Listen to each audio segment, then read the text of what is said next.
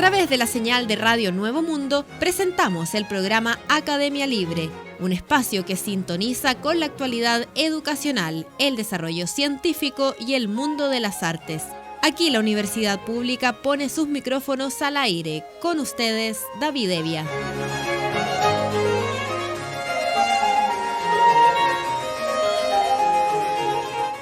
Vaya nuestro saludo a todos los auditores de Radio Nuevo Mundo que a esta hora sintonizan la emisión de Academia Libre, donde la educación, las ciencias y las artes confluyen para hacer de la creación de conocimiento un espacio público.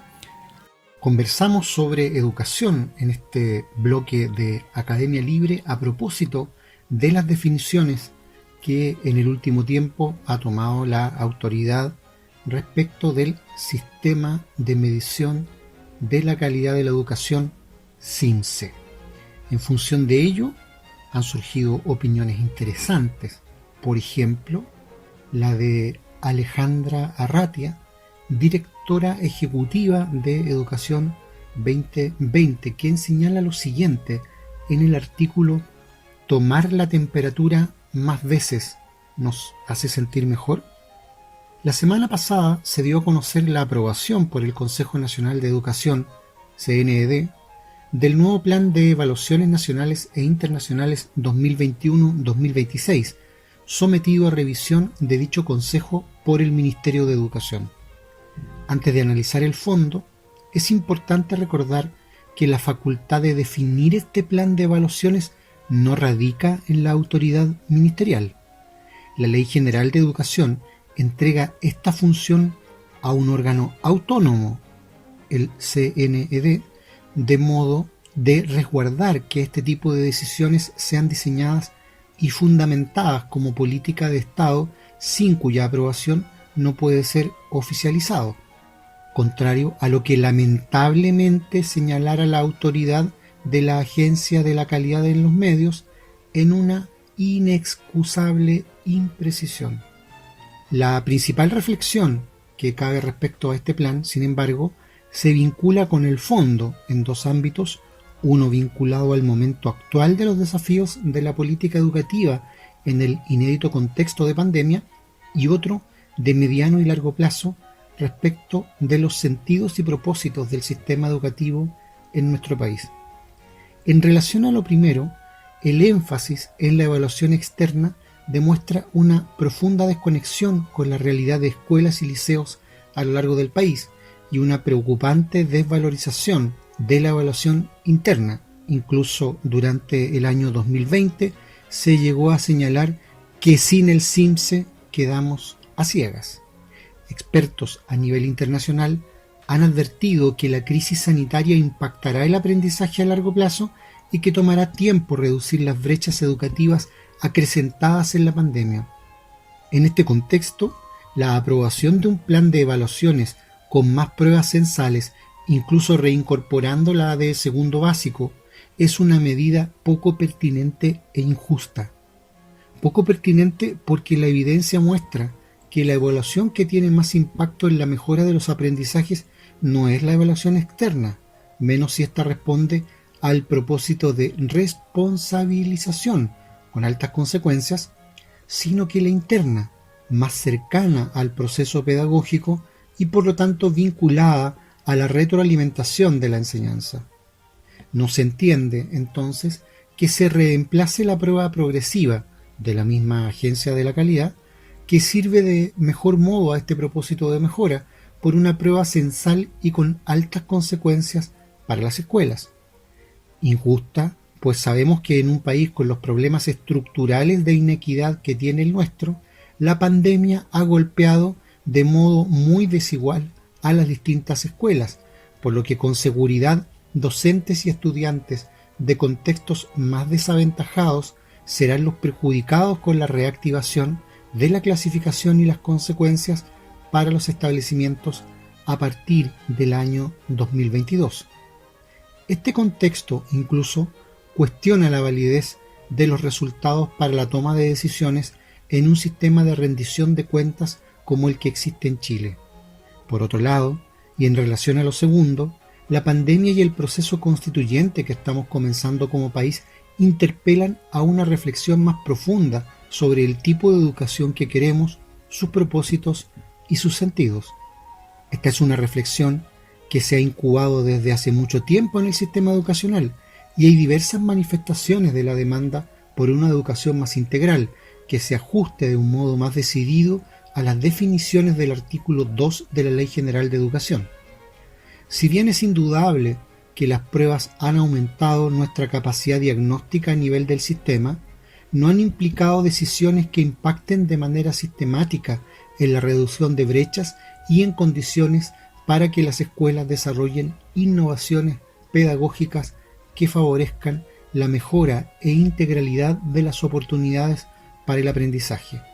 Y es que, si usamos la analogía de que las pruebas estandarizadas son una especie de termómetro para saber cómo está el sistema educacional, no por tener el termómetro más veces al día nos sentiremos mejor, así como no por medir más los resultados mejorarán.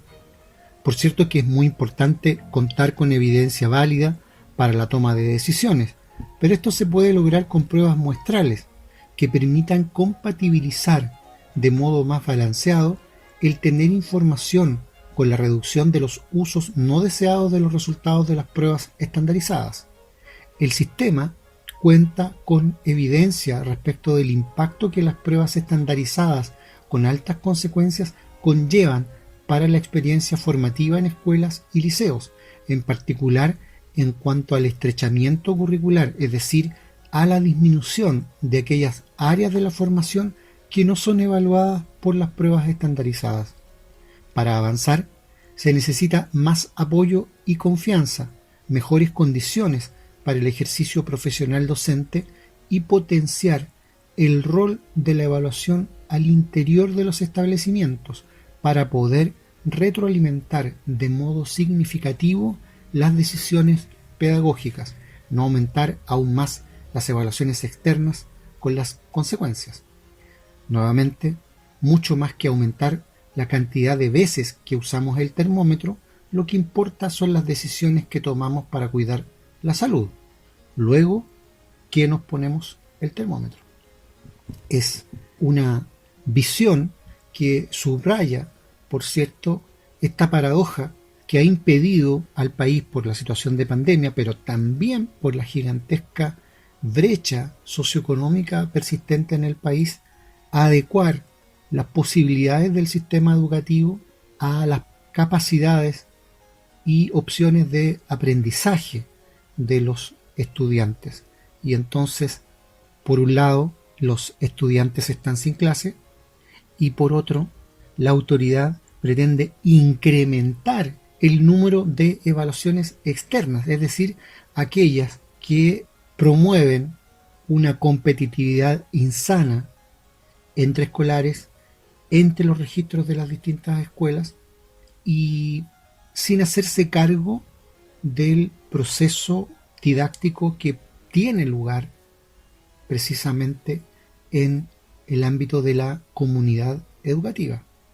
Sobre este mismo tema, sobre la decisión tomada por la autoridad, hay también una visión muy relevante planteada por Alejandra Falabella, quien es doctora en Sociología de la Educación del Instituto de Educación de la Universidad de Londres. ¿Cómo entender la persistencia del Ministerio de Educación con el CIMSE? Así se llama el artículo de Alejandra Falabella, que dice así: Escena 1, año 2019. El Ministerio de Educación insiste en aplicar el CIMSE poco después del estallido social, con un país conmocionado y establecimientos escolares con serias dificultades para cerrar el año. Escena 2, año 2020. El Ministerio de Educación nuevamente insiste en aplicar el CIMSE en medio de una pandemia mundial, con profesores y profesoras abrumados intentando enseñar a distancia y estudiantes estresados intentando aprender. Escena 3, año 2021. El Ministerio, con aprobación del Consejo Nacional de Educación, vuelve a calendarizar la aplicación del CIMSE mientras la situación sigue siendo crítica. Más aún, el plan de evaluaciones CIMSE 2021-2026 aumenta el número de exámenes anuales y repone una de las pruebas más polémicas que evalúa la comprensión lectora de niños y niñas de apenas 7 a 8 años en segundo básico. Esta es la persistencia ministerial con el CIMSE, que ocurre a pesar de las complejas urgencias y prioridades que requiere el contexto y a pesar de un extenso acumulado de investigación que muestra de forma robusta los efectos nocivos de estas medidas en términos curriculares, pedagógicos y del bienestar de las comunidades escolares. Este fenómeno de la persistencia no ocurre solamente en Chile. Las políticas de evaluación y rendición de cuentas han proliferado como ninguna otra política educativa en el mundo en contextos educativos muy diversos. A su vez, ha emergido una creciente masa crítica a nivel nacional e internacional respecto de estas medidas, que involucra a investigadores, organizaciones docentes, familias y personas de la sociedad civil, críticas que han aumentado especialmente en el contexto de la pandemia. ¿Cómo entender esta persistencia a pesar de las críticas, el contexto y la evidencia en contra? La persistencia del CIMSE no es causada por una única razón. Existen al menos 8 razones que se entretejen y que permiten comprender esta compleja persistencia. 1. Capital simbólico gubernamental.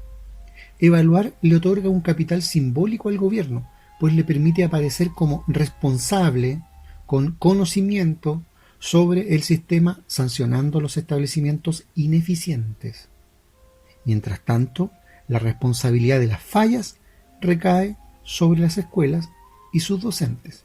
2. El poder seductor de los números. La ideología de los números es convincente, poderosa y simple.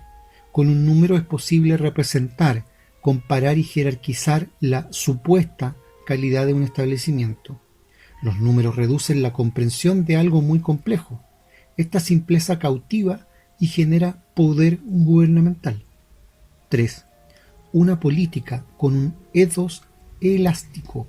El uso de pruebas estandarizadas se proclama en nombre de una gran variedad de principios éticos, como la calidad, la libertad, la equidad, el capital humano, entre otros. Es una política elástica que ha seducido a actores de un amplio espectro de derecha, centro e izquierda.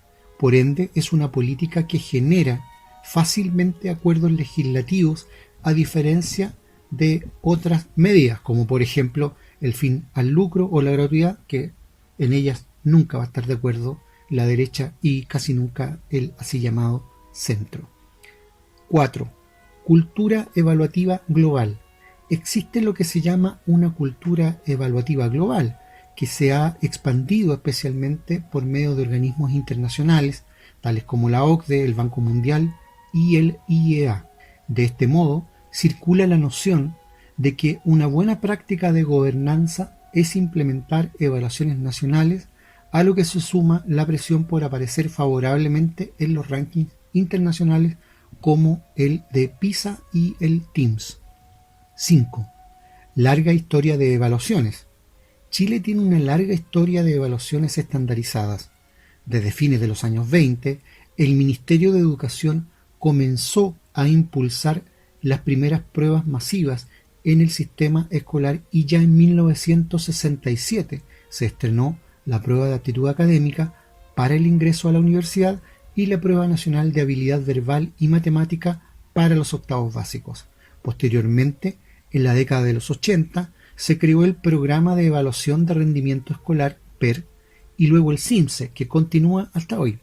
Ello es parte de una cultura del testing, no solo global, sino que también nacional. 6. Razones económicas. El uso de pruebas nacionales es una política relativamente económica y rápida de implementar en comparación a otras medidas más complejas y de largo aliento, por ejemplo, cambios en las condiciones salariales y laborales de los docentes. 7. Una industria de las evaluaciones. Existe un importante negocio nacional y mundial que ha crecido gracias a estas políticas. Por ejemplo, en la confección de las pruebas, el procesamiento de los resultados y la asesoría a las escuelas para incrementar dichos resultados. En el caso de Chile, el presupuesto de pruebas de aprendizaje, incluye CIMSE, entre otras pruebas, ha aumentado exponencialmente. De acuerdo a los informes de la Dirección de Presupuesto del Ministerio de Hacienda el año 2000, con 2 pruebas censales al año, el costo era de 1.800 millones anuales. Al año 2019, con 8 pruebas censales, era sobre 18.000 millones. E incluso el año 2014, con 14 pruebas censales, llegó a involucrar más de 25.000 millones de pesos en moneda chilena actualizada. 8. Visión de los docentes. A la base de estas políticas, con un alto número de pruebas censales, existe un supuesto que los docentes no saben evaluar a sus estudiantes. Además de la falta de evidencia de este supuesto, lo que falla de esta lógica es que si los docentes efectivamente no supiesen evaluar a sus estudiantes, tampoco sabrían enseñarles a partir de los resultados evaluativos estandarizados, pues la enseñanza y la evaluación son 2 competencias profesionales que van de la mano. Por tanto, de todos modos, sería una medición infructuosa. La compleja combinación de estos elementos permite comprender la solidez de este fenómeno. Ni el estallido ni la pandemia han podido interrumpir la persistencia del CIMSE, y el anuncio del nuevo plan de evaluaciones implica una magna desconexión respecto de las necesidades de las escuelas y es seguramente una de las medidas más desacertadas del último periodo. El contexto de crisis actual obliga a las autoridades a replantear un nuevo paradigma evaluativo que termine con una evaluación estandarizada censal y anual centrada en la vigilancia y la sanción, y que se reemplace por una evaluación muestral, distanciada en el tiempo, que oriente la política pública junto con una evaluación profesionalizante a escala territorial con foco en la mejora de los aprendizajes de los niños y jóvenes en diálogo con las comunidades escolares.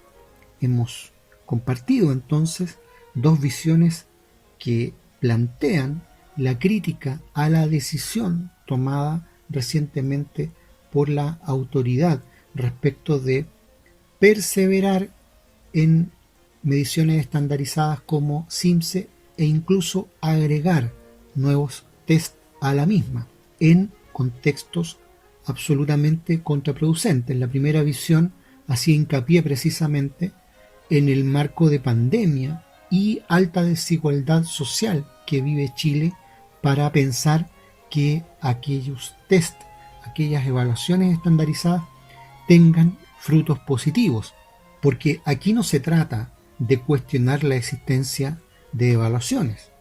No es el caso de ninguna de las 2 autoras que hemos citado. Lo que ellas están planteando es encender las luces de alarma respecto de esta tendencia que tiene más bien un piso ideológico a la hora de incrementar el número de pruebas medibles, porque lo que está planteándose allí es más bien la típica estrategia neoliberal de fomentar la competitividad entre privados, entre individuos, como si no hubiese una responsabilidad central en la implementación de políticas públicas para educación. Se le traspasa toda la responsabilidad al profesor en un caso y en otro al establecimiento educacional. ¿Y qué hemos conseguido en todos estos años?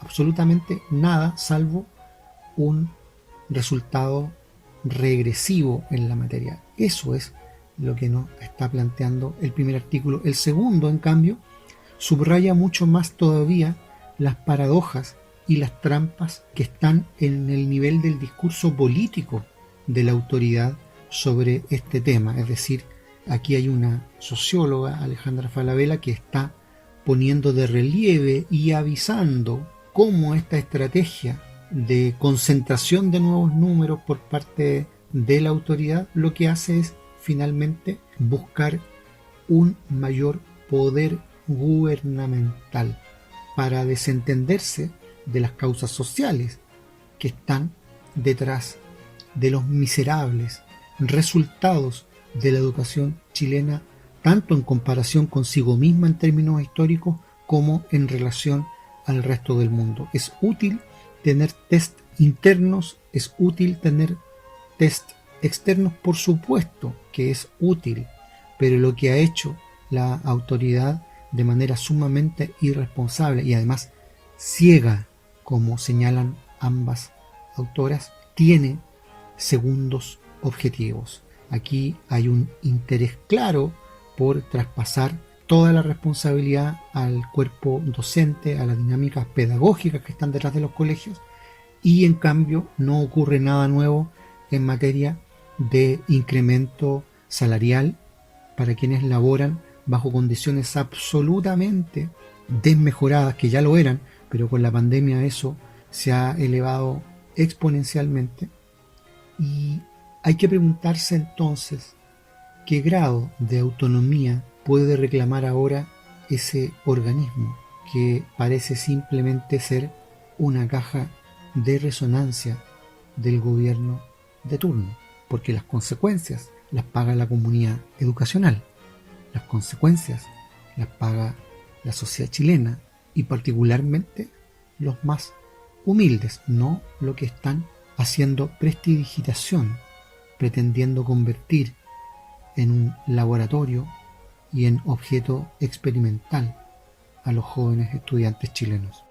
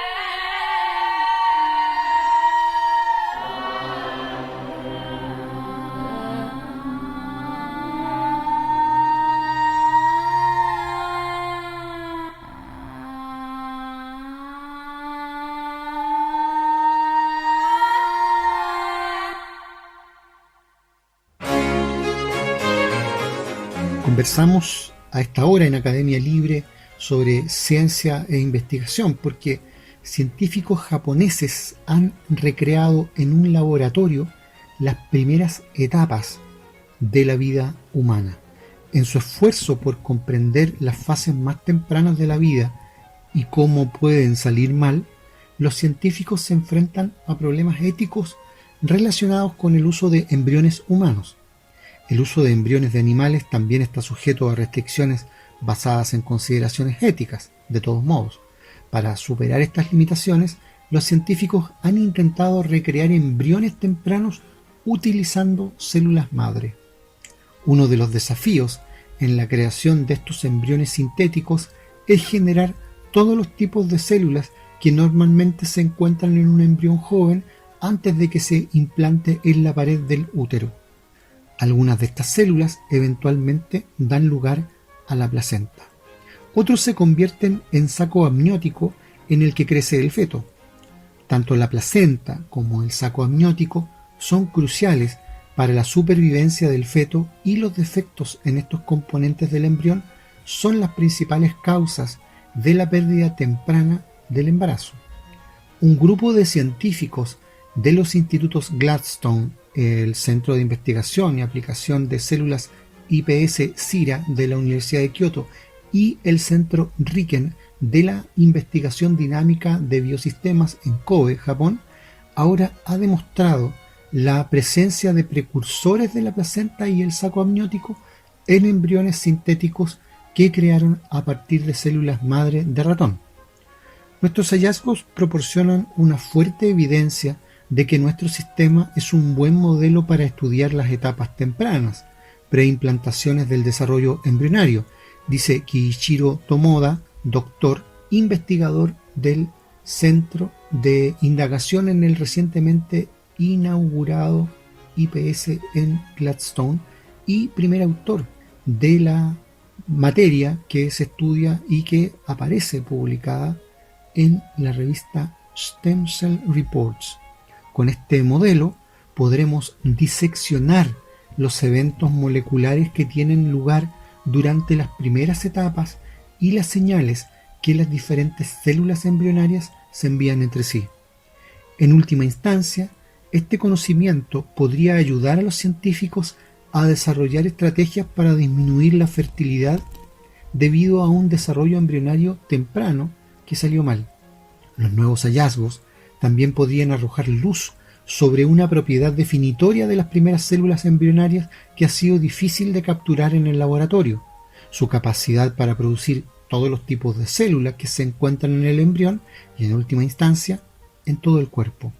Los científicos se refieren a esta propiedad como totipotencia.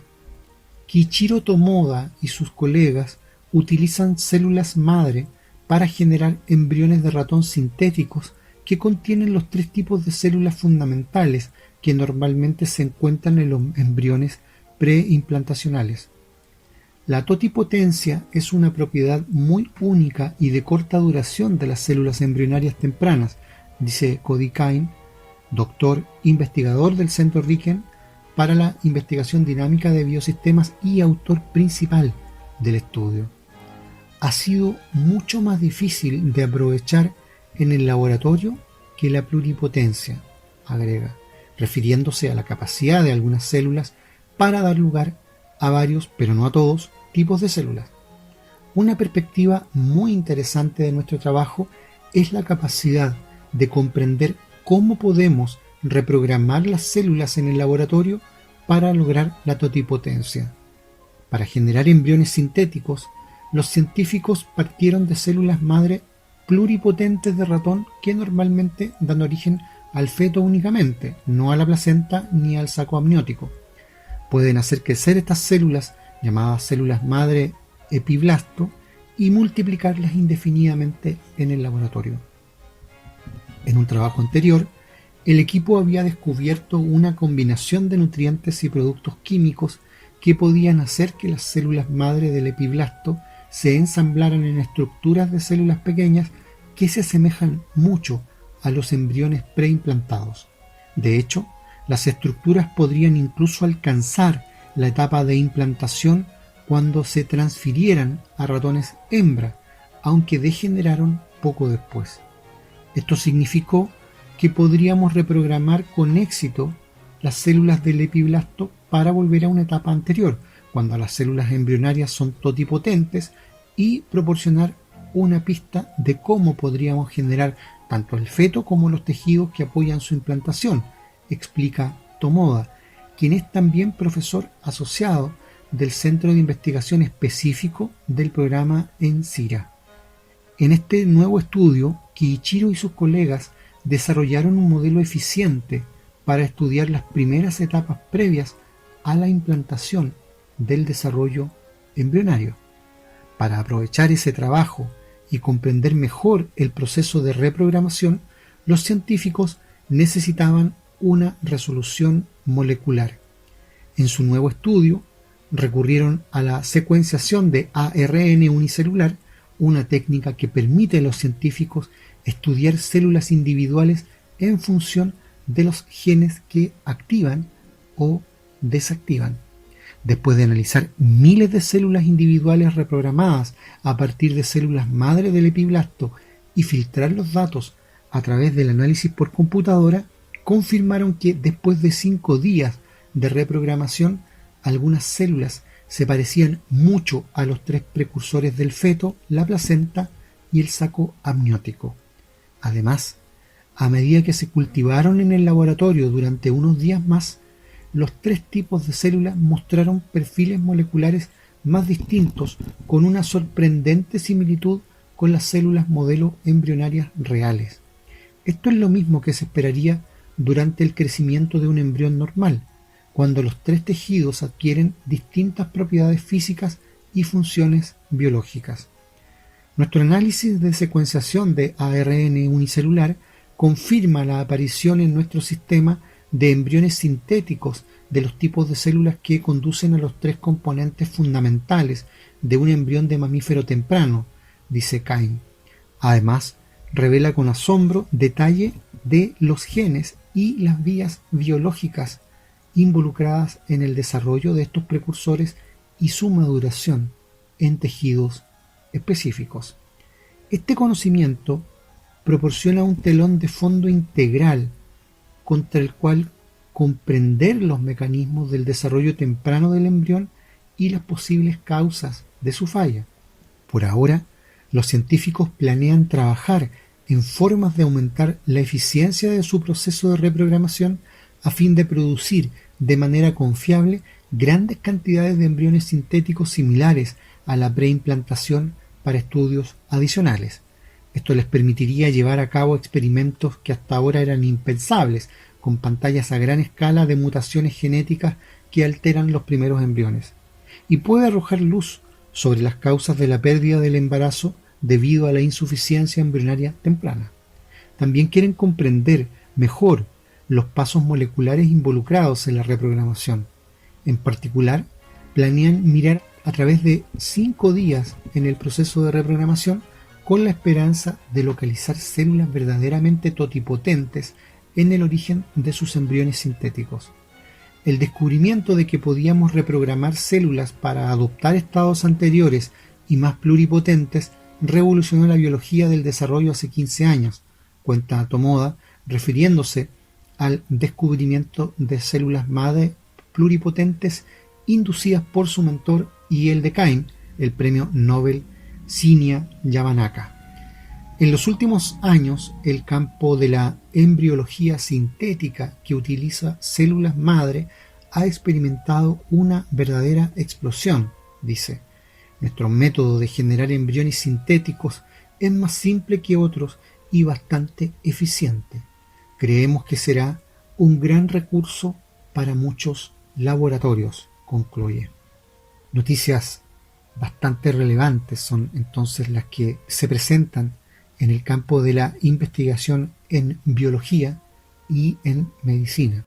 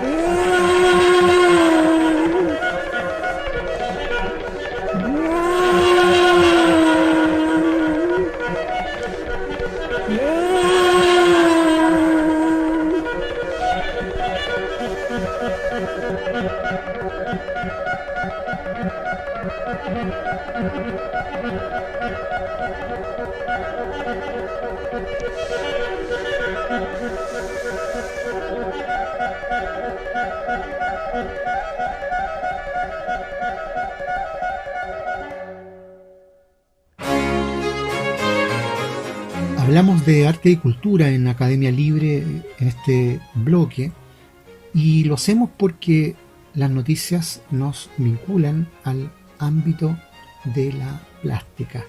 Desde que saltara la información al mundo mediático del arte, hay una respiración contenida y no es para menos. Pocas noticias despiertan mayor excitación entre los especialistas que el hallazgo de un cuadro perdido durante siglos. Y más, si su autor puede ser Michelangelo Merisi da Caravaggio, uno de los mayores pintores de la historia, gran parte de cuyo legado se perdió o se encuentra en paradero desconocido. Aunque las circunstancias que rodean la rocambolesca aparición del Ecce Homo del Círculo de Rivera, que iba a salir a subasta en Madrid por 1.500 euros y que nada más ver su imagen en el catálogo, diversos expertos sospecharon que podría tratarse de un Caravaggio, supera con muchos los límites de las habituales disquisiciones de autoría entre estudiosos para adquirir tintes mucho más novelescos.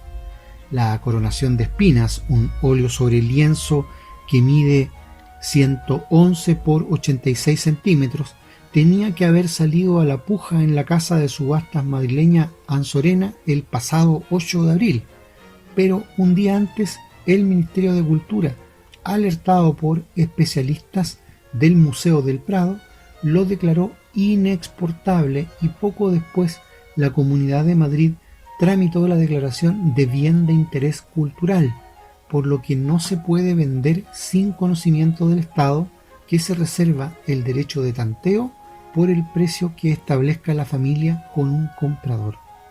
En paralelo, y abrumados por la expectación de los especialistas tanto nacionales como internacionales que los días previos llegaron a Madrid para ver la obra in situ, Ansorena lo retiró de la venta. El Ecce Homo, que en una venta libre en el extranjero podría alcanzar los 150 millones de euros, aunque al no poder salir de España su precio podría haberse reducido en torno a los 30 millones, es propiedad de la familia Pérez de Castro Méndez, hijos del fundador de la conocida Escuela de Diseño IADE. La familia lo ha vivido con una enorme sorpresa e intentando llevarlo con la mayor discreción. Tienen una vida y quieren que todo esto interfiera en ella lo menos posible, señala Jorge Coll, consejero delegado de la Galería Colnaghi, toda una institución en el mundo del arte y las antigüedades, fundada en 1760 y con sedes en Madrid, Londres y Nueva York, a quien los propietarios del cuadro han designado portavoz y será quien se encargue del estudio, la restauración y posterior venta. Tras el enorme revuelo mediático, es el momento de hablar con los expertos, de estudiar toda la documentación existente y de restaurar el cuadro. La familia no tiene prisa y es ella la que al final tomará la decisión que quiera tomar. Jorge Coll asegura que el cuadro sigue en Madrid y no alberga dudas de que se trata de un Caravaggio, aunque la historia del arte no pertenece a nadie. Hay que escuchar antes todas las voces, asegura. Agrega que es falso que la familia haya recibido ofertas millonarias, como se ha afirmado, y no le sorprende que fuera a ser subastado por un precio de salida tan inusualmente bajo, incluso para una copia de época de Rivera. Ansorena tiene 100 años de experiencia, pero para una subasta recibe de golpe 1500 cuadros con barnices antiguos. No es fácil, pero ha hecho lo que tenía que hacer. Cuando se da cuenta, levanta la mano, detiene la venta y le dice a la propiedad que lo estudie. El cuadro estaba en la familia desde 1823, cuando un antepasado, Evaristo Pérez de Castro, intercambió en la Academia de Bellas Artes de San Fernando un cuadro de Alonso Cano por un Ecce Homo de Caravaggio. La familia, según Coll, no tenía constancia de este dato que ha hecho público la propia Academia, y fue hace unos 15 años, en el curso de una tasación, cuando se atribuyó al Círculo de Rivera. ¿Su destino natural sería el Museo del Prado? Yo he pasado mi juventud ahí, sería positivo para el museo, para la ciudad y para el país, pero mi misión es defender a la propiedad, encontrar el mejor comprador, aunque por supuesto podría ejercer el derecho de tanteo, señala en esta impresentable opinión final, consultado sobre la materia, porque desde luego una obra de la envergadura de la de Caravaggio o de cualquier otro gran artista es patrimonio cultural de la humanidad. No puede estar sujeto ni subordinado a agentes y propietarios privados. Así es que es de esperar que el Estado en España intervenga, como ya varias voces aguardan que ocurra, para que esa obra, desde luego, quede en un espacio como el Museo del Prado, un espacio acorde a lo gigante que es ese proceso creativo. Noticias semejantes también que vinculan a la idea de recuperación, pero en un contexto distinto, apuntan a la llamada etapa azul de Picasso, es decir, entre los años 1901 y 1904. 1904, cuyo inicio viene marcado por el suicidio de su amigo Casagemas y se caracteriza por el uso de tonalidades frías y por una temática donde predominan la melancolía, el dolor, la pobreza y la soledad. Durante este periodo, el joven Pablo Picasso, que acababa de cumplir 20 años, vivió un tiempo de inestabilidad y depresión que, unidos a la escasez de venta de sus obras, lo sumieron en una vida de pobreza y austeridad. Para lidiar con los problemas económicos, Picasso pintó obras nuevas sobre las antiguas, tanto suyas como de otros artistas, haciendo desaparecer las primeras y creyendo que éstas morían poco a poco con cada una de las pinceladas que la cubrían. Y aquí es donde está precisamente la novedad, porque un siglo después, y gracias a los avances tecnológicos en la fotografía de rayos X, los investigadores han podido descubrir una serie de pinturas ocultas bajo aquellos lienzos. Tal es el caso de la Miserere Accrupie, la mendiga agazapada, un óleo del período azul del pintor malagueño, tras el cual en 1992 se encontró un paisaje de un pintor diferente de Barcelona. En 2018, la Galería de Arte de Ontario reveló la imagen de rayos X de la obra oculta en alta definición, una escena que podría ser una representación del Parc del Laberint d'Horta de Barcelona de Santiago Rusiñol. Ahora, Oxyapalus ha reconstruido la obra maestra perdida utilizando imágenes de fluorescencia de rayos X procesadas de la mendiga agazapada y pinturas de Rusiñol, dando como resultado el primer Neomaster del mundo, del cual existen actualmente 100 ediciones limitadas que pueden adquirirse en Morph Gallery por $11.111 cada una. El término Neomaster proviene de la palabra neo, que significa nuevo, y de maestro, y entonces es abreviatura y contracción de obra maestra. Trabajando en el nexo de la espectroscopia, la inteligencia artificial y el arte, Oxyapalus ha dado vida a la obra maestra perdida. Parc del Laberint d'Horta de Rusiñol, cuenta Scott Birnbaum de Morph Gallery. Oxyapalus es un equipo de investigadores y científicos con sede en Londres que, para recrear la pintura original, se basó en el aprendizaje automático, las redes profundas y el análisis de imágenes. Utilizando un mapa de altura tridimensional, Oxyapalus ha conseguido que la pintura se vuelva a colocar cuidadosamente en el lienzo de manera que capture la textura y el aspecto del estilo del artista a través de una técnica pendiente de patente, explica Birnbaum, para dar cuenta de cuán reciente es este proceso del que no hay mayor legislación existente. La metodología que se utiliza para recrear exigentes homenajes a una nueva generación de bellas artes se ha denominado estilo Neomaster, el cual utiliza el proceso neomástico de Oxyapalus.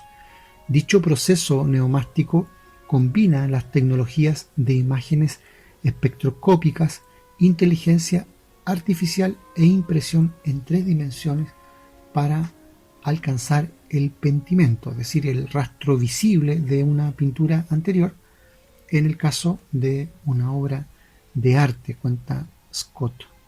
Y continúa. Está guiado por la ciencia de la conservación del arte, así como por el contexto histórico del arte. Al resucitar esta obra debajo de la Miserere Accrupie, se hizo referencia a muchas pinturas que definen el estilo de la obra de Rusiñol. La profundidad, el grosor y la longitud aproximada de todas y cada una de las pinceladas se han reintegrado en una encarnación de lo que se perdió en su día. Además, Birnbaum apunta que cada uno de los 100 lienzos está protegido por tecnología antifraude pendiente de patente igualmente que tiene un código único oculto debajo del lienzo y además está protegido por otros modelos tecnológicos. Se trata de un momento muy emocionante, pues el trabajo pionero llevado a cabo por Oxyapalus marca el comienzo de una nueva era de recuperación del arte perdido en el mundo, subraya el propio personero.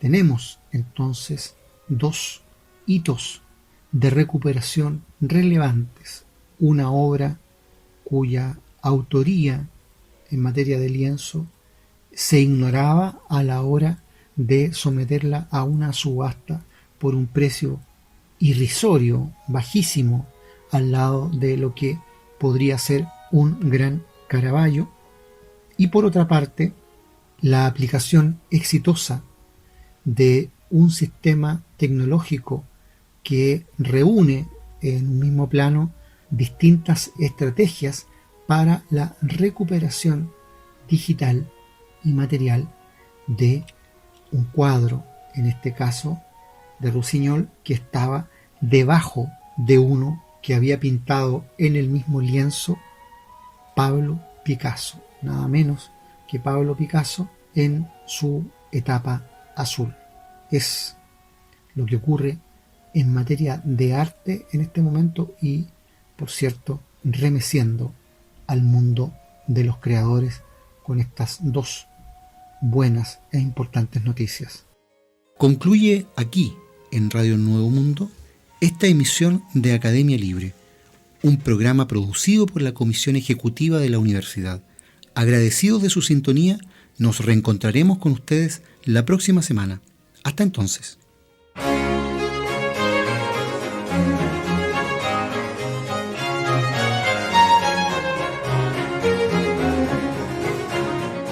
Concluye aquí este capítulo de Academia Libre, un programa que aporta miradas críticas a la construcción de la sociedad. Hasta una próxima oportunidad.